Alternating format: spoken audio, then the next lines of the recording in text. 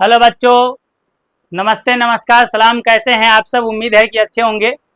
चलिए, तो मैं आपका साइंस टीचर अल्ताफ सर आप सभी का आपके प्यारे से यूट्यूब चैनल बोर्ड्स गुरु में बहुत बहुत स्वागत करते हैं। तो चलिए, तो हम आज के लेक्चर में आपको ये 3 टॉपिक मतलब क्लियर करेंगे। पहला कि सार्वत्रिक सूचक क्या है, फिर पीएच स्केल क्या है और पीएच का दैनिक जीवन में उपयोग। ये तीनों काफी इंपॉर्टेंट टॉपिक हैं। मतलब अब पूरा बात आपको बता दें कि क्या है।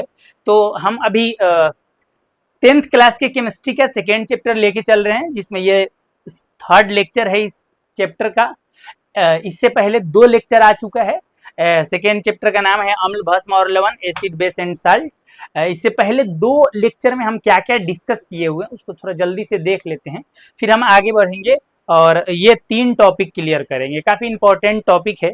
चलिए, तो हम बात करते हैं। सबसे पहला एक चीज आपसे बात करना था थोड़ा सा, वो बात ये करना है आपसे कि सही बात ये है कि पढ़ाई बहुत तपस्या का चीज है। और काफ़ी मतलब बहुत धैर्य के साथ पढ़ना होता है। इसमें लंबा समय भी देना होता है। एक कहावत है कि कुछ पाने के लिए कुछ खोना भी पड़ता है और कुछ करना भी पड़ता है। उसी तरह से पढ़ाई का है। अगर आप इसको पढ़ना चाहते हैं तो कुछ करना भी पड़ेगा और कुछ खोना भी पड़ेगा। मतलब आप ये सोच रहे हैं कि एमबी बच जाए तो फिर आप पढ़ नहीं पाएंगे। तो उम्मीद है कि आप बात समझ रहे होंगे हम क्या कहना चाहते हैं। तो चलिए, फिर टॉपिक पे आते हैं, मेन बात करते हैं। वो मेन बात यही है कि इससे पहले हम इस फर्स्ट सेकेंड लेक्चर में क्या क्या पढ़े हैं एक बार एक ओवरव्यू में आपको दिखा देते हैं, फिर इस यहाँ पे आ जाएंगे। एक स्लाइड लेते हैं और स्लाइड के माध्यम से इसको देखते हैं। तो स्लाइड के माध्यम से हम जब देखेंगे तो सबसे पहले हम बात किए हुए हैं अम्ल पे। सबसे पहले हम बात किए हुए हैं अम्ल पे। तो अम्ल पे हम क्या क्या बात किए हैं, तो अम्ल के बारे में कुछ इम्पोर्टेंट बात हम पढ़े हुए हैं, उस पर डिस्कस करते हैं। जैसे अम्ल जो है, इसके बारे में इसका गुण है कि यह खट्टा स्वाद वाला होता है। फिर उसके बाद पढ़े हैं अम्ल जो है जल में घुलकर हाइड्रोजन आयन देता है। फिर हम अम्ल के बारे में पढ़े हैं कि अम्ल जो है जिसका इंग्लिश एसिड होता है, और ये एसिड जो है मतलब एसिडस से बना हुआ शब्द है, जिसका अर्थ यही खट्टा होता है। आप याद रखना, एसिडस जिसका अर्थ खट्टा होता है। फिर उसके बाद अम्ल के बारे में है, अम्ल जो है ध्यान से सुनना, अम्ल जो है नीला लिटमस पत्र को अम्ल नीले लिटमस पत्र को लाल कर देता है। अम्ल नीले लिटमस पत्र को लाल कर देता है, चलो, या लाल लिटमस पत्र में बदल देता है। फिर उसके बाद और भी अम्ल के बारे में हम आपको बात बताए होंगे। उसमें एक और बात ये होगा कि अम्ल जो है, जब अम्ल किसी धातु से अभिक्रिया करता है, अम्ल जब किसी धातु से अभिक्रिया करता है तो एक गैस बनाता है जिसका नाम है हाइड्रोजन गैस। और हाइड्रोजन गैस के लिए हम एक चीज़ पढ़े हुए थे, जिसके हम यहाँ ब्रैकेट में ही जिक्र कर ले रहे हैं। उसका नाम था पॉप टेस्ट। पॉप टेस्ट, ये धातु से अभिक्रिया करता है तो हाइड्रोजन गैस निकलता है। इसका पहचान या चेक कैसे करेंगे, तो एक टेस्ट पढ़े थे, पॉप टेस्ट। उसके बाद हम फिर पढ़े थे अम्ल के उदाहरण को। अम्ल का कुछ उदाहरण था। अब अम्ल का उदाहरण कौन कौन सा होगा तो वो आपके सामने, आप यहाँ देख लीजिए। जैसे अम्ल के उदाहरण में आ जाएगा, ध्यान से देख लेना, HCl जिसको हाइड्रोक्लोरिक अम्ल कहते हैं, HBr जिसको हाइड्रोब्रोमिक अम्ल कहते हैं, HI जिसको हाइड्रोआयोडिक अम्ल कहते हैं, HF जिसको हाइड्रोफ्लोरिक अम्ल कहते हैं, HNO3 जिसको नाइट्रिक अम्ल कहते हैं, H2SO4 जिसको सल्फ्यूरिक अम्ल या बैटरिक अम्ल कहते हैं। और भी बहुत सारा अम्ल था, जैसे मेथेनोइक अम्ल, टार्टरिक अम्ल, ऑक्जैलिक अम्ल, बहुत सारे अम्ल हैं। तो इस तरह से बहुत सारा एग्जाम्पल था। अच्छा, उदाहरण के बाद हम आपको बता दें कि अम्ल का प्रकार पढ़ना था। तो अम्ल के प्रकार पे जब हम डिस्कस कर रहे थे तो आपको बताए होंगे कि अम्ल जो है वो देखना ध्यान से,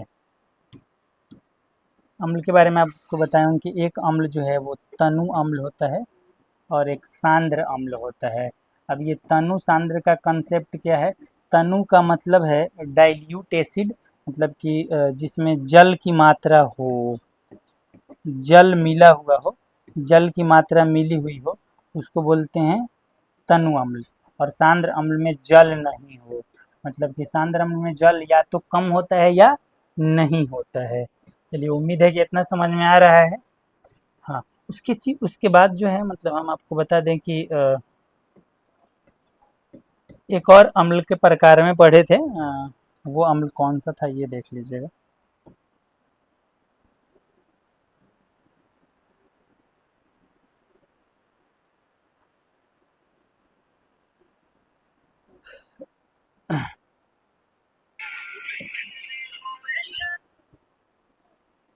अम्ल में एक चीज़ पढ़े थे कि एक प्रबल अम्ल होता है,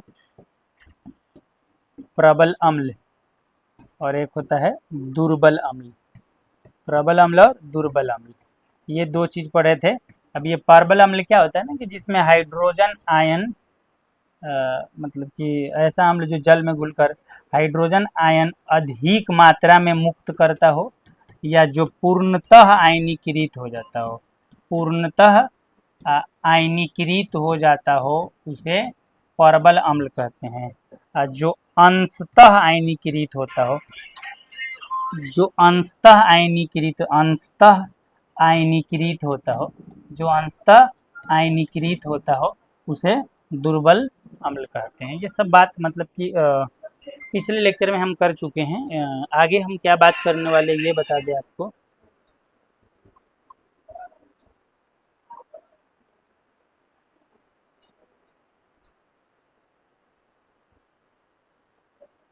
तो आगे हम बता दें, इसके बाद क्षार के बारे में पढ़े हुए थे कि क्षार या भस्म क्या होता है। तो यहाँ पे आप देख लो क्षार या भस्म को, इसे क्षारक शब्द यूज करते हैं, क्षारक या भस्म। अब इसके बारे में भी इसी तरह का बहुत सारा बात है। अब जैसे इसके बारे में अगर बात करेंगे तो सबसे पहला बात है कि ये स्वाद में कड़वा होता है, यह हाइड्रोक्साइड आयन देता है जल में घुलकर, ये हाइड्रोक्साइड आयन देता है। फिर उसके बाद ये लाल लिटमस पत्र को नीला कर देता है, लाल लिटमस पत्र को नीला कर देता है। फिर उसके बाद जो है, जब ये भी धातु से अभिक्रिया करता है तो हाइड्रोजन गैस बनाता है। ये सब गुण पढ़े हुए थे। फिर उसके बाद और भी इसके बारे में पढ़े थे कि इसका उदाहरण क्या क्या होगा।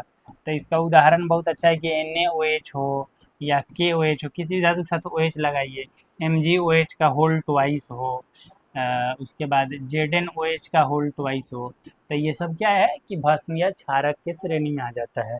उसके बाद इसी तरह जिस तरह अम्ल जो है प्रबल अम्ल और दुर्बल अम्ल होता है, उसी तरह से प्रबल भस्म भी होता है, प्रबल भस्म भी होता है और दुर्बल भस्म भी होता है।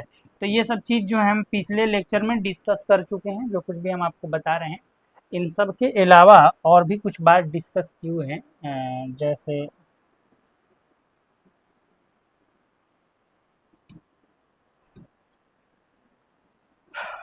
हम और क्या डिस्कस किए हुए हैं, तो एक सूचक टॉपिक भी डिस्कस कर चुके हैं। सूचक इंडिकेटर जो अम्ल भस्म का पहचानता है ये कौन अम्ल है और कौन भस्म है। ये सूचक भी तीन प्रकार का होता है, सॉरी। उसमें एक होता है प्राकृतिक सूचक, एक होता है संश्लेषित सूचक, और एक होता है गंधकीय सूचक।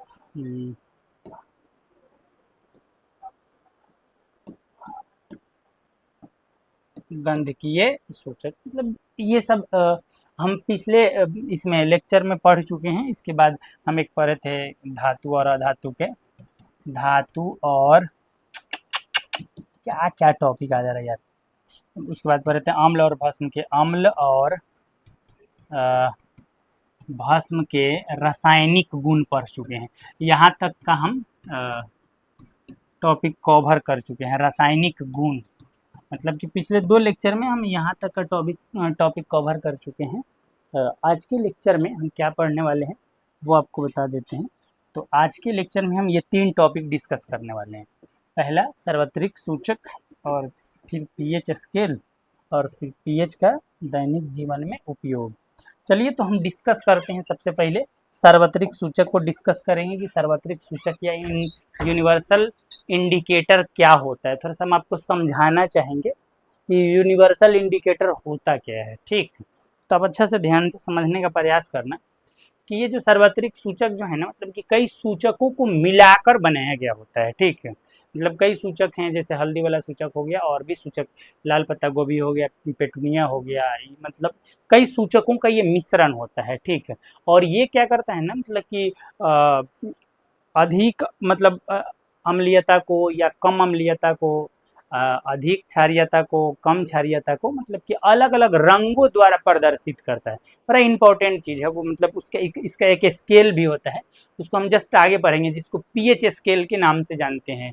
और वहीं पे हम पढ़ते हैं पीएच मान, जैसे हम लोग स्केल यूज़ करते हैं ना 15 सेंटीमीटर वाला लाइनिंग के लिए ज्योमेट्री में, उसी तरह से इसमें भी एक स्केल है जिसमें 0 से लेकर के 14 तक काउंटिंग दिया होता है, और इसमें अलग अलग कलर से अलग अलग नंबर को शो करते हैं अम्लीयता से क्षारीयता की तरफ।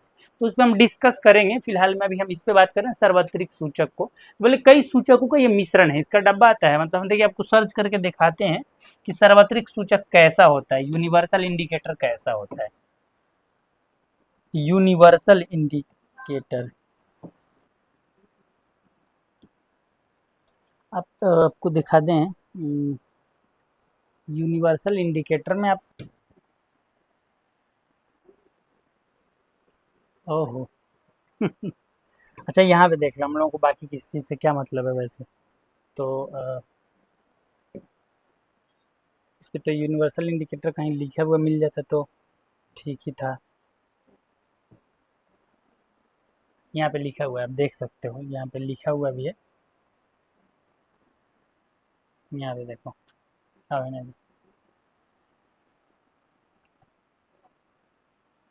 यहाँ लिखा हुआ है यूनिवर्सल इंडिकेटर पीएच 4.0 से 11.0 तक, मतलब इसी तरह से लिक्विड जो है बोतल में भरा हुआ होता है। और एक अच्छा बात ये है, देख लो यहाँ पे कि कौन सा कलर किस पीएच मान को दर्शाता है वो दिया हुआ है। जैसे यहाँ पे देख लो, वैसे साफ साफ दिख नहीं रहा है पीएच, ये वाला जो कलर है पीएच 5.0 को, ये वाला पीएच मतलब ये वाला कलर है पीएच 5.5 को, ये येलो वाला कलर है 6.0 को, 6.0 को, पीएच 6.5 के बाद यहाँ 7.0 जो है ये ग्रीन कलर को दिखाता है। तो मतलब ये पीएच क्या, मतलब ये यूनिवर्सल जो इंडिकेटर है ना वो लिक्विड होता है। ठीक है, अब अगला बात एक सुन लो ध्यान से कि इस लिक्विड से ना, इस कलर मतलब इस लिक्विड को मतलब कि पत्ती पे डालने के बाद वो जौन सा कलर उठाएगा, वो नंबरिंग यहाँ दिया हुआ है कि वो कितना अम्लीय है या कितना क्षारीय है।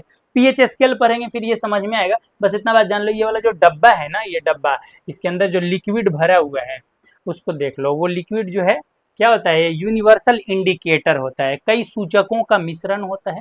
तो चलिए आते हैं मेन टॉपिक पे। यहाँ पे आप देखिएगा, टॉपिक का नाम है सार्वत्रिक सूचक या यूनिवर्सल इंडिकेटर।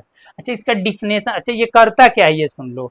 तो जो अम्ल या भस्म होता है, मतलब सिंपल बात है कि वो हाइड्रोजन आयन की या तो सांद्रता को बताता है या अम्ल या भस्म की प्रबलता को बताता है। तो यहाँ डिफिनेशन उसी लेवल से है। सार्वत्रिक सूचक कई सूचकों का क्या होता है, मिश्रण होता है। जो क्या करता है, तो आपके सामने है कि क्या करता है, जो किसी विलयन में अम्ल या क्षार की प्रबलता या हाइड्रोजन आयन की सांद्रता को विभिन्न रंगों द्वारा दर्शाता है या दिखाता है। अभी हम जब डब्बा दिखा रहे थे ना आपको, उसमें अलग अलग कलर जो है उसके पीएच मान के साथ दिया हुआ था। तो ये अलग अलग रंगों द्वारा क्या करता है ना कि वो बताता है कि कौन कितना अम्लीय है, कौन कितना क्षारीय है। अब ये पीएच मान से क्लियर था, पीएच मान के हम जस्ट आगे बात करेंगे। अच्छा, इसका उपयोग इसका उपयोग जो है विलयन या पदार्थ का पीएच निर्धारित करने के लिए किया जाता है। पीएच का मतलब वही पीएच मान, कि किसका पीएच मान कितना है इस लिक्विड से, ये निर्धारित किया जाता है। तो फिर पीएच मान बार बार वर्ड यूज कर रही है क्या, तो उम्मीद है पहले आप देख लो ध्यान से इसको कि सार्वत्रिक सूचक होता कौन सी है। पहले ये आप ध्यान से एक बार देख लो, याद कर लो, फिर हम आगे बढ़ते हैं, पीएच मान आपको समझाएंगे। सार्वत्रिक सूचक कई सूचकों का मिश्रण होता है जो अम्ल या भस्म की या अम्ल या क्षार की प्रबलता या हाइड्रोजन आयन की सांद्रता को विभिन्न रंगों द्वारा क्या करता है, दिखाता है। चलिए, इसका उपयोग कहाँ कर मतलब कहाँ किया जाता है, तो कह रहा है कि किसी विलयन या पदार्थ के पीएच को निर्धारित करने के लिए किया जाता है कि उसका पीएच मान कितना है।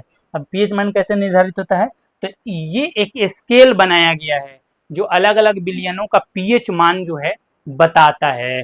अब ध्यान से देख लो, अभी पीएच मान कैसे बताता है, तो आपके सामने ये जो स्केल है ना, इसी के हिसाब से पता लगता है।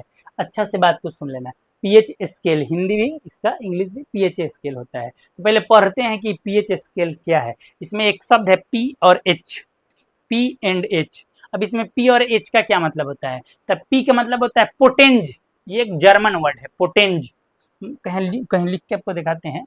पी का मतलब होता है पोटेंज, POTENZ, पोटेंज। ये एक जर्मन वर्ड है, जर्मन वर्ड, जर्मन भाषा का वर्ड है, जर्मन वर्ड है। इसको पुसांस के भी नाम से जानते हैं, जिसका हिंदी अर्थ होता है, जिसका हिंदी अर्थ होता है पावर, सॉरी इंग्लिश बोल दिए, ओहो, जिसका हिंदी अर्थ होता है शक्ति, जिसको इंग्लिश में पावर भी कहते हैं।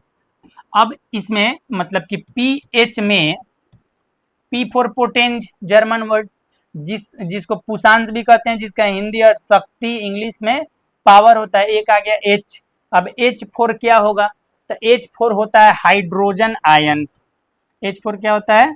Hydrogen ion. मतलब पीएच का सही मतलब होगा हाइड्रोजन आयन का पावर। तो ये जो पीएच स्केल है ना, मतलब कि पीएच स्केल से या पीएच मान से हम हाइड्रोजन आयन की पावर को दिखाते हैं कि पीएच मान मतलब कि उसके पावर को कैसे दर्शा रहा है। तो हम ये जब पूरा बात पढ़ेंगे तो आपको समझ में आ जाएगा। तो सबसे पहले पीएच स्केल में अगर आपको कुछ देखना चाहिए, तो पीएच स्केल में अगर कुछ देखने का मन हो तो वो ये देखिए, हम जो बता रहे हैं वो देखिएगा। तो देखना ये है कि इसका डिफिनेशन क्या है। तो कह रहा है कि किसी बिलियन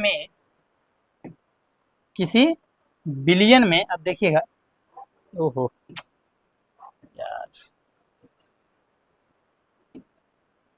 किसी बिलियन में हाइड्रोजन आयनों की सांद्रता ज्ञात करने के लिए विकसित किए गए स्केल को पीएच स्केल कहते हैं। मतलब सिंपल बात यह है कि कोई भी बिलियन का मतलब पीएच मान, मतलब इतना कह सकते हैं आपको, हाइड्रोजन आयन की सांद्रता, वो उसमें हाइड्रोजन आयन की मात्रा कितनी है, थोड़ा देर में आप ये समझिए, वो ज्ञात करने के लिए एक स्केल विकसित किया गया। अब ये स्केल से पीएच मान कैसे ज्ञात करते हैं या हाइड्रोजन आयन की सांद्रता कैसे ज्ञात करते हैं, 1 मिनट में पूरा क्लियर हो जाएगा। पहले आप देख लो इसका डिफिनेशन क्या दिया है। किसी बिलियन में हाइड्रोजन आयन की सांद्रता को ज्ञात करने के लिए एक स्केल मतलब बनाया गया, या यहाँ पे लिखा है विकसित किया गया, जिसे पीएच स्केल कहते हैं। अब अगला बात ये है कि ये पीएच स्केल को समझो, फिर पूरा बात को पढ़ेंगे। अब ये पीएच स्केल क्या है? तो पीएच स्केल में ना, मतलब कि सबसे पहला मेरा बात सुन लो, फिर उस पूरा बात समझेंगे। पीएच स्केल में मतलब कि जिस तरह से वो जो जनरल स्केल हम ज्योमेट्री में यूज करते हैं, उस स्केल में 1-1 सेंटीमीटर का 0 से 15 तक होता है, 15 सेंटीमीटर का, या आप कह सकते हैं कि 6 इंची का होता है, ठीक है। अब उसमें भी स्टार्ट होता है 0 से, फिर जाता है 15 तक। लेकिन ये जो स्केल है ये 0 से 14 तक जाता है, और ये स्पेशल स्केल है जिसको पीएच स्केल कहते हैं। विशेष स्केल में एक चीज और क्या है, आप ध्यान से देखना कि अलग अलग मान दिया है, जैसे 0, 1, 2, 3, 4, 5, 6, 7, 8, 9, 10, 11, 12, 13, 14। अब क्या है ना, वो तो ठीक है, उसके नीचे देखो सबका कलर देख लो भाई, कलर अलग अलग दिया हुआ है। इस कलर से उसके पीएच मान का पता चलता है। अब ये कैसे पता चलता है? तो एक पेपर आता है, ठीक, उस पेपर को हम क्या करते हैं, ध्यान से सुन लो, उस लिटमस पेपर को हम क्या करते हैं कि इस इंडिकेटर में, जो यूनिवर्सल इंडिकेटर है, यहाँ पे देख लो, ये जो यूनिवर्सल इंडिकेटर है जिसका अभी हम क्या दिखाए थे आपको, डब्बा, तो क्या करते हैं ना कि उसका पत्ता आता है, पेज आता है, जैसे आप क्या करेंगे, नींबू के रस में उस पत्ती को डालेंगे, वो पत्ती का अगर कलर चेंज हुआ, इसमें से कौन सा कलर उठा रहा है, अगर इस टाइप का कलर उठाया है, ये प्योरली ग्रीन कलर उठाया है, मतलब कि सॉरी, अगर आप नींबू उठा रहे हैं तो वो ग्रीन आएगा नहीं, क्योंकि वो अम्लीय होता है। तो थोड़ा सा इसका ध्यान भी रखना है, तो गलती बात बोला जाएगा। तो मान लेते हैं कि नींबू का अगर उठा रहे हैं, मतलब उसमें पत्ती को डाल रहे हैं आप, वो जो पत्ती आता है छोटा छोटा सा, उसको डालने के बाद नींबू के रस में, एक चम्मच में नींबू का रस निचोड़ दो, फिर वो पत्ती दे करके और उसमें डालोगे, जब डालोगे तो कलर अगर इस टाइप का उठाएगा, तो इसका मतलब ये है कि नींबू का पीएच मान 2 है, 2। अब एक बात और बता देते हैं, पीएच स्केल में 3 चीज होता है। जो 7 वाला मान होता है वो उदासीन, मतलब कि ना ही वो पदार्थ अम्ल है और ना ही वो क्षार है, मतलब उदासीन है। लेकिन जैसे जैसे मान 7 से कम होते जाता है, वो पदार्थ उतना ही अम्लीय होते जाता है। जिस पदार्थ का पीएच मान 0 होता है, वो प्रबल अम्ल, बहुत मतलब कि अधिक सांद्रता वाला अम्ल होता है। और हाइड्रोजन आयन की सांद्रता एकदम उच्च होती है यहाँ पे। पीएच मान घटेगा तो हाइड्रोजन आयन की सांद्रता बढ़ेगी। उसी तरह से जब पीएच का मान 7 से बढ़ता जाता है, 14 तक जाता है, तो मतलब कि उसका क्षारीयता बढ़ते जाता है, वो अधिक क्षारीय होते जाता है। ठीक है, तो यही पूरा पीएच स्केल है। इसमें यहाँ से क्वेश्चन बहुत सारा पूछता है नहीं वैसे, बस इतना ही पूछेगा कि एक पदार्थ का पीएच मान जो है वो 7 से 14 के बीच में है, उस पदार्थ की प्रकृति होगी अम्लीय, क्षारीय, उसके बाद उदासीन, इनमें से कोई नहीं। तो सिंपल बात है, तुम चेक कर लो यहाँ से, अगर 7 से 14 के बीच में है तो या तो क्षारीय प्रकृति का होगा या बाष्पीय प्रकृति का होगा। एक मतलब पदार्थ है जिसका पीएच मान 0 से 3 के बीच में है, तो वो पदार्थ किस प्रकृति का होगा, अम्लीय, क्षारीय, उदासीन। अब सिंपल बात है कि 7 से कम है और 0 से 3 के बीच में है तो अम्लीय प्रकृति का होगा, प्रबल अम्लीय प्रकृति का होगा। तो उम्मीद है कि ये सब बात आपको समझ में आ रहा होगा, इसमें कोई दिक्कत है नहीं वैसे। अच्छा, इसमें क्या है ना कि एक शब्द जो पीएच यूज किए हैं, तो पीएच का मतलब यहाँ लिखा हुआ है कि पीएच शब्द में पी का अर्थ जर्मन भाषा में पोटेंज या पुषांश होता है, जिसका हिंदी अर्थ शक्ति तथा हाइड्रोजन का एच का अर्थ हाइड्रोजन आयन होता है। ठीक, तो मतलब पीएच का फुल फॉर्म दिया हुआ कि पीएच का अर्थ क्या होगा।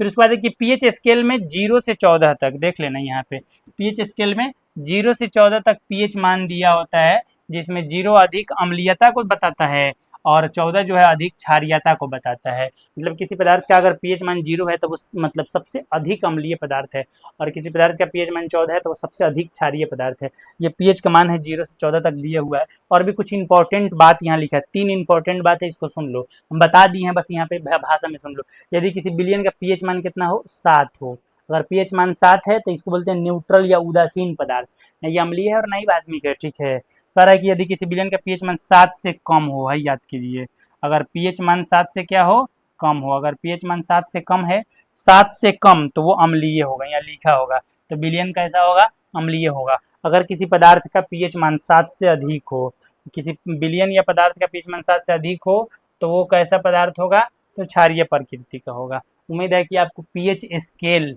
समझ में आ गया होगा। पीएच स्केल क्या है, तो पदार्थ की क्षारीयता या क्या बोलते हैं उसको, अम्लीयता या उसके हाइड्रोजन आयन की सांद्रता को दिखाने वाला या उसके मान को दर्शाने वाला एक स्केल है।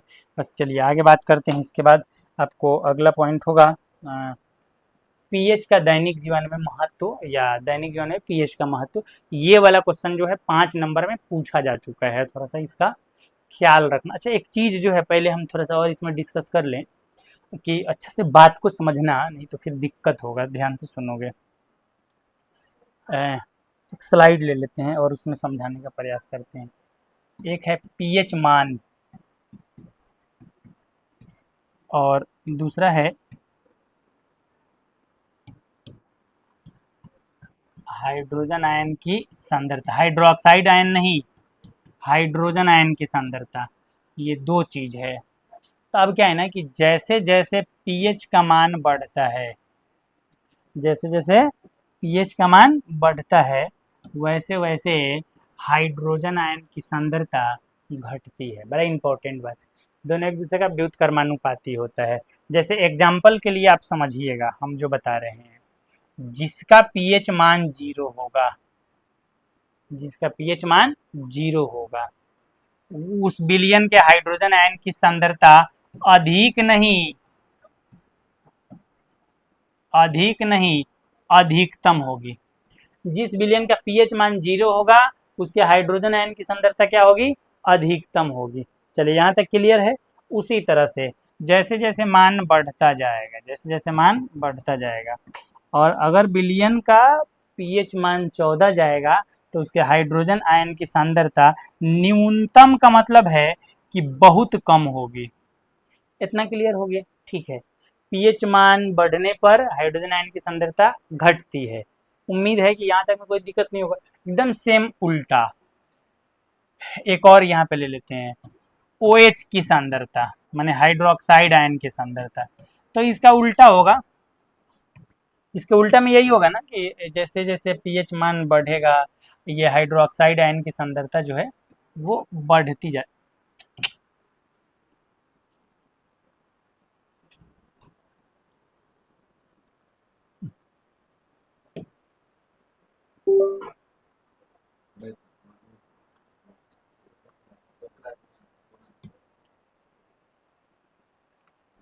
हाइड्रोक्साइड आयन की सांद्रता जो है वैसे वैसे ये मान बढ़ने पर वो बढ़ेगा और ये घटेगा। अब जैसे मान लेते हैं जहाँ पे 14 है वहाँ पे हाइड्रोक्साइड आयन की सांद्रता अधिकतम होती है, सबसे अधिक होगी। अब यहाँ पे न्यूनतम होगी जहाँ पे 0 है। उम्मीद है न्यूनतम न्यूनतम उम्मीद है कि ये वाला बात आपका क्लियर होगा। मतलब जैसे जैसे पीएच मान बढ़ता है हाइड्रोजन की सांद्रता घटती है और हाइड्रोक्साइड आयन की सांद्रता बढ़ती है, मतलब अम्लीयता क्या होगा, पीएच मान बढ़ने पर अम्लीयता घटता जाएगा और क्षारीयता बढ़ता जाएगा। ठीक है, अभी हमको पढ़ना है दैनिक जीवन में पीएच का महत्व। दैनिक जीवन में पीएच का महत्व जो है आज के लेक्चर का लास्ट पॉइंट है और ये काफी इंपॉर्टेंट है। ये वाला क्वेश्चन जो है बोर्ड एग्जाम में, बिहार बोर्ड एग्जाम में कई बार 5 नंबर में पूछा जा चुका है, तो थोड़ा सा ध्यान से एनर्जी के साथ पढ़ लो, पूरे ईमानदारी से, इधर उधर बिना भटके हुए। तो इसमें हम सबसे पहले क्या बात करने वाले हैं, तो दैनिक जीवन में पीएच का महत्व में सबसे पहला एक बात यहाँ दिया है कि जो अधिकांश पौधे होते हैं वो 7 से 7.8 के पीएच वाली मिट्टी में सबसे अच्छे उगते हैं। मतलब कि एक बात हम आपको बता दें, भाषा तो उतना ही लिखा है लेकिन और बात बता देते हैं। जैसे आप एक चीज़ देखे होंगे एग्जाम्पल के तौर पे कि मतलब कि कोई ऐसा मिट्टी होता है, कोई खेत ऐसा होता है जिसमें मतलब कि पूरी ईमानदारी से किसान जो है उसको जुताई करके फिर उसमें बीज डाल करके उसका सिंचाई करता है, फिर निराई करता है, सब कुछ करता है। लेकिन जब फसल उगने का और अच्छा होने का बारी आता है तो उस टाइम में देखता है कि मतलब खेत का माने फसल जो है बहुत बेहतर तरीक़ा से नहीं उगता है, उसका फसल जो है कमज़ोर रह जाता है। तो इसका एक कारण ये भी हो सकता है मिट्टी की क्वालिटी या मिट्टी का पीएच मान। मतलब कि मिट्टी का पीएच मान में क्या परिवर्तन होगा, तो अम्लीय वर्षा के कारण क्या होता है कि जो अम्लीय वर्षा मतलब कि जो खेत में अम्लीय वर्षा का पानी लगता है तो वो मिट्टी, वहाँ के मिट्टी का जो पीएच मान है वो घटा देता है। अब बात है कि पीएच मान घटेगा तो मिट्टी की अम्लीयता बढ़ जाएगी। अब हाइड्रोजन आयन की सांद्रता बढ़ेगी तो पीएच मान मतलब जब घटेगा, अब घट के कितना 7 से अगर कम होगा तो फिर उसमें अच्छा उपज तो नहीं होगा, यही दिक्कत होता है। तो मतलब चेक किया गया है कि पीएच का क्या इंपॉर्टेंस है, मतलब कि ये फसल उपज माने उपज में, तो यही इंपॉर्टेंस है कि अगर मिट्टी का पीएच मान उदासीन नहीं हो, 7 से 7.8 के बीच नहीं हो तो उसमें अच्छा फसल नहीं उग सकता है। या तो फसल बर्बाद हो जाएगा या खराब हो जाएगा या उसका पौधा जो है मतलब मजबूत और उपजाऊ नहीं हो पाएगा, सॉरी उपजाऊ कह रहे हैं, स्वस्थ नहीं हो पाएगा, तो फिर अच्छा फसल का उपज नहीं हो पाएगा। तो सबसे पहला बात पीएच का महत्व है कि पीएच अधिकांश जो पौधे हैं उनका पीएच जो है 7 से 7.8 के बीच होता है और इस पीएच वाला जो पौधा है वो मतलब कि अच्छा उगता है, उसमें अच्छा फसल भी होता है। चलिए, दूसरा है वर्षा, मतलब कि ये किस तरह से हानिकारक है हमारे इन्वायरमेंट के लिए, ये समझो। तो एक वर्षा है जिसका नाम है अम्लीय वर्षा। मतलब हम 2 नंबर में जिस टॉपिक पर डिस्कस करने वाले हैं वहाँ पे मेनली पढ़ना है हमको अम्लीय वर्षा। अम्लीय वर्षा अब देखिएगा ये अम्लीय वर्षा क्या होता है। तो ये मतलब आधुनिक युग में दिन प्रतिदिन फैक्ट्रियों की संख्या बढ़ रही है, ठीक, और उनसे निकलने वाले जो धुएं हैं उसमें बहुत सारे अम्लीय ऑक्साइड होते हैं, जितने भी अधातु के जैसे sulphur dioxide, carbon dioxide, sulphur monoxide जो धुआं के रूप में ऊपर जाते हैं और ये सब अम्लीय अम्लीय नेचर के होते हैं। अब ये जब ये सल्फर डाइऑक्साइड, कार्बन डाइऑक्साइड, इस टाइप से जितने भी अम्लीय मतलब अधात्विक ऑक्साइड हैं जब धुआं के रूप में ऊपर जाते हैं तो ऊपर जो बादल है, पानी का जो बादल होता है उससे ये अभिक्रिया करते हैं और अभिक्रिया करके मतलब कि अम्लीय जल का निर्माण करते हैं। और जब वो बारिश नीचे बरसता है, मतलब कि वर्षा के रूप में वो जल नीचे आता है तो उसमें अम्ल की मात्रा जो है अधिक हो जाती है। इस प्रकार के वर्षा को अम्लीय वर्षा कहते हैं। बाकी यहाँ देख लेना। अच्छा, अम्लीय वर्षा के बारे में एक इम्पॉर्टेंट बात है, इसमें जो सबसे इम्पोर्टेंट बात है कि अच्छे मतलब अच्छी उपज के लिए या पौधे के स्वस्थ रहने के लिए उसका पीएच परास कितना होना चाहिए था, 7 से 7.8 के बीच। उसी तरह से जो अम्ल मतलब अम्लीय वर्षा होता है उसका पीएच मान जो है वो 5.6 से कम हो जाता है, 5.6 से कम हो जाता है तो फिर वो ज़्यादा एसिडिक हो जाता है। अब यहाँ पे सुनिएगा, वर्षा का पीएच मान यदि 5.6 से कम हो जाता है तो वह अम्लीय वर्षा कहलाता है। अब क्या है कि अम्लीय वर्षा का जो जल है जब वो नदी में जाता है, तालाब में जाता है, तो नदी तालाब में रहने वाले जो जीव हैं उनके लिए काफ़ी हानिकारक होता है। अब वहाँ का पानी अम्लीय हो जाएगा। अब जो मतलब जीव हैं मतलब उनमें विभिन्न प्रकार की बीमारियां उत्पन्न होंगी, जिससे उन जीवों का जो जीवन है वो खतरे में आ जाता है। तो पीएच यहाँ भी बहुत इम्पोर्टेंट है कि वो जो नदी का जो पानी है उसका पीएच मान 5.6 से कम नहीं होना चाहिए। जो वर्षा का जल है उसका पीएच मान 5.6 से कम नहीं होना चाहिए, नहीं तो वो जल जो है अम्लीय वर्षा, भले वो वर्षा जो है अम्लीय वर्षा कहलाएगा, जिससे जल में रहने वाले जीवों के लिए काफ़ी दुष्प्रभाव पड़ेगा। ठीक है, उनका जीवन यापन जो है मतलब कि मुश्किल हो जाएगा। ठीक है, चलिए ये दूसरा महत्व था मतलब पीएच का। अच्छा, तीसरा महत्व यहाँ पे लिखा हुआ है। तीसरा महत्व है जीव के बारे में, मतलब कि जीव मतलब जंतु या मानव के बारे में। जितने भी प्राणी हैं ना, मतलब एनिमल में बात करने, पौधों में नहीं, एनिमल में जितने भी प्राणी हैं उनका शरीर जो है एक निश्चित पीएच परास में, पीएच के एक निश्चित रेंज में ही जीवित रह सकता है। शरीर का पीएच मान मतलब कि उसके निश्चित रेंज से ऊपर नीचे होगा तो फिर बॉडी जो है ठीक से काम नहीं करेगा, या बॉडी मतलब कि इंसान की मृत्यु भी हो सकती है। जैसे एग्जाम्पल के लिए बताया है कि हमारे शरीर मतलब मानव का जो शरीर है उसके पीएच का परास कहाँ से कहाँ होना चाहिए, 7.0 से 7.8 के बीच, मतलब लगभग इतना ही। पौधे और जंतु सबका एक ही बात है, उसके शरीर का पीएच मान इतना होना चाहिए। जंतु में भी हम अभी मानव का बात कर रहे हैं मेनली। उसी तरह से हमारा जो पेट है, हमारे पेट का पीएच मान 5.6 से कम होता है। अब इसका कारण क्या है, तो हमारा आमाशय जो है उसमें भोजन के पाचन के लिए हाइड्रोक्लोरिक अम्ल का स्राव होता है। वो एक समझिए कि परबल अम्ल है, जिसके कारण हमारे आमाशय का जो मतलब पदार्थ है, या हमारे आमाशय का जो पीएच मान, पदार्थ गलती से बोला गया है, पीएच मान है वो 5.6 से कम होता है, मतलब अधिक अम्लीय होता है। चलिए अब बात क्या है, ध्यान से सुन लो। हमारे मुंह का भी पीएच मान आपको बता देते हैं। कारण जब हमारे मुंह का पीएच मान 5.5 से कम हो जाता है तब दांत का क्षय शुरू हो जाता है, जिससे बचाव के लिए मुंह की सफाई क्षारीय दंतमंजन से किया जाता है। अब बात यह है कि हमारे मतलब कि दांत का, हमारे मुंह का पीएच मान कितना हो जाए, तो 5.5 से कम हो जाए।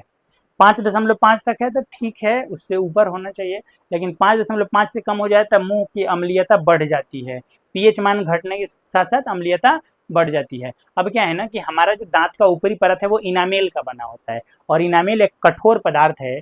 अब ये जो है लेकिन अम्ल के प्रति काफ़ी सेंसिटिव होता है, अम्ल से अभिक्रिया करता है और इसका संक्षारण हो जाता है। इनामेल का संक्षारण हो जाने से दांत मतलब कमजोर हो जाता है, तो इसी को दंत अस्थि क्षय भी कहते हैं। अब ये कौन से कंडीशन में होता है, तो हम आपको कंडीशन बता देते हैं, आप ध्यान से सुन लो।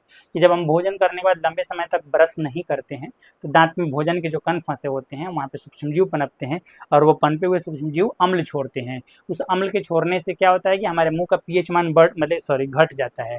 मुंह का पीएच मान 5.5 से कम हो जाता है, जिससे दांत का क्षय शुरू हो जाता है। ठीक, तो उम्मीद है कि यहाँ तक क्लियर होगा। अगला बात है कि इससे बचने के लिए क्या उपाय है, तो वही बात है कि नियमित रूप से क्षारीय दंतमंजन से ब्रश किया, भले हाँ ब्रश किया जाए या मुंह साफ किया जाए, उससे क्या होगा कि अम्लीयता जो है वो थोड़ा सा बढ़ जाएगी, माने क्षारीयता धीरे धीरे आने लगेगी, जिससे मुंह जो क्षारीयता क्या आने लगेगी, मुंह जो है अपने पीएच मान पे, संतुलित पीएच मान पे रहेगा, और किसी प्रकार से दांत या दंत अस्थि क्षय का कारण नहीं बनेगा। ठीक है, उसके बाद है 4 नंबर में, हमारे पेट में जो एसिड होता है HCl, ये हमारे कह रहा है हमारा पेट HCl का उत्पादन करता है। अभी तो बताए हैं कि हमारे पेट में हमारे अमाशय में, अमाशय का जो दीवार है वो हाइड्रोक्लोरिक अम्ल का उत्पादन करता है। वो क्यों करता है अभी बताए थे, भोजन को पचाने के लिए। कह रहा है कि यह एसिड पाचन में मदद करता है। कभी कभी एसिड के अत्यधिक उत्पादन के कारण हमें अम्लता का अनुभव होता है। एसिडिटी शब्द सुने होंगे कि पेट में एसिडिटी हो गया है, माने अम्लीयता बढ़ जाती है। जब समझे, अमाशय की अम्लीयता जब बढ़ जाती है तो उस टाइम में क्या होता है कि हमारे पेट में माने जलन महसूस होता है, दर्द महसूस होता है। अब वो कैसे दूर होगा, तो उसके लिए हम दवा यूज करते हैं। वो कैसा दवा होगा, तो पेट में अम्लीयता बढ़ा है तो उसके लिए हम क्या करते हैं कि कोई क्षारीय पदार्थ के रूप में एक दवा लेते हैं, जिसका नाम है मिल्क ऑफ मैग्नेशिया। शब्द याद रखना, मिल्क ऑफ मैग्नेशिया, जिसको मैग्नीशियम हाइड्रोक्साइड या MgOH कहते हैं। तो ये यूज करते हैं, मतलब जब इसका उपयोग करते हैं तो फिर क्या होता है कि पेट की अम्लीयता जो है धीरे धीरे बढ़ जाती है, सॉरी, पीएच मान बढ़ जाता है और अम्लीयता घट जाती है, जिससे जलन और दर्द जो है आराम हो जाता है। भाषा आप देखेंगे तो यही लिखा होगा, आप पढ़ लेना। उसके बाद जो है पांचवा एक यहाँ पे है कि नेचर में कुछ ऐसे पहले से नेचर जो है पौधे बना करके रखा है या माने कुछ पदार्थ बना करके रखा है जिससे वो एक दूसरे पदार्थ से मतलब उदासीन करके रखते हैं। जैसे एग्जाम्पल के लिए समझना, पशु एवं पौधों द्वारा उत्पन्न रसायनों से आत्मरक्षा, कुछ ऐसे पौधे मतलब या जंतु हैं जो जिनके हम टच में आ जाएं या काट ले, जैसे मतलब मध ही काट लेता है जिसको मधुमक्खी कहते हैं, अगर काट लेता है तो वहाँ पे दर्द शुरू हो जाता है, या बिढ़नी का नाम सुने होंगे।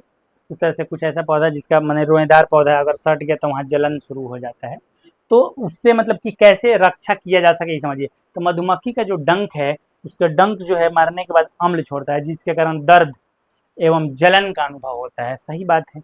अगला बात है, लेकिन जब इस डंक वाले स्थान पर बेकिंग सोडा, खावा सोडा जिसको कहते हैं, इसको लेकर के अगर रगड़ देंगे, या लोहा को भी अगर रगड़ देंगे, लोहा जो है धातु है, तो धातु जो है क्षारीय प्रकृति का होता है, तो उस टाइम में क्या होता है कि जैसे बताया है कि बेकिंग सोडा जैसा दुर्बल क्षारक का उपयोग जब करके रगड़ेंगे तो क्या होता है कि आराम मिलता है। अब वो था अम्ल, जो मधुमक्खी का डंक था उसमें था अम्ल, अभी यूज किए हैं क्षार। अम्ल और क्षार परस्पर अभिक्रिया करता है तो लवण और जल बना देता है, तो उदासीनता आ जाती है और दर्द आराम हो जाता है, यह जलन आराम हो जाता है। उस तरह से एक और एग्जाम्पल है, नाम याद है, नेटल का पौधा जब ये डंक मारता है तो एक अम्ल छोड़ता है, कौन सा, तो मेथेनोइक अम्ल। अब ये मेथेनोइक अम्ल क्या है, इसके कारण दर्द उत्पन्न होता है, समझ गए, जलन उत्पन्न होता है। अम्ल खतरनाक होता है हमारे लिए। तो अब क्या है ना कि जलन उत्पन्न होता है। अब क्या करेंगे कि जहां पे नेटल का पौधा है उसके ही आसपास में एक और पौधा होता है जिसको हम डॉक कहते हैं, डॉक, डीओजी नहीं, यहाँ पे देख लो डॉक। अब ये डॉक के पत्ती को तोड़ करके जहाँ पे नेटल के पत्ती का माने रोआ संपर्क में है, जलन हो रहा है, वहां पे इसको अगर रगड़ देंगे, रब कर देंगे, तो वहां पे क्या होगा ना कि ये डॉक का पत्ती जो है वो जो मेथेनोइक अम्ल है उसको उदासीन बना देगा, फिर जलन जो है दूर हो जाएगा। उम्मीद है कि पूरा बात समझ में आया होगा।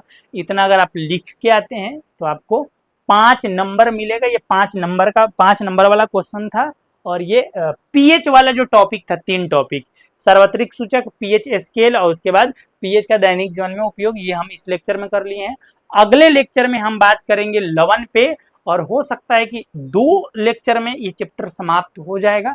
फिर हम 2 से 3 लेक्चर में, सॉरी अभी कंफर्म नहीं बता सकते हैं क्योंकि पता नहीं, जब पढ़ाना शुरू किया जाता है ना तो लगता है कि बहुत जल्दी हो जाएगा, लेकिन जब शुरू हो जाता है तो पता ही नहीं चलता है कब 1 घंटा हो गया, कब 53 मिनट हो गया, कब 45 मिनट हो गया। तो इसीलिए पहले वादा नहीं कर सकते हैं, लेकिन पूरा कोशिश रहेगा कि मैक्सिमम 3 लेक्चर में चैप्टर को समाप्त कर दिया जाए। चलिए, तो आज क्लास यहीं तक। बहुत बहुत धन्यवाद जुड़े रहने के लिए। मिलते हैं नेक्स्ट वीडियो में।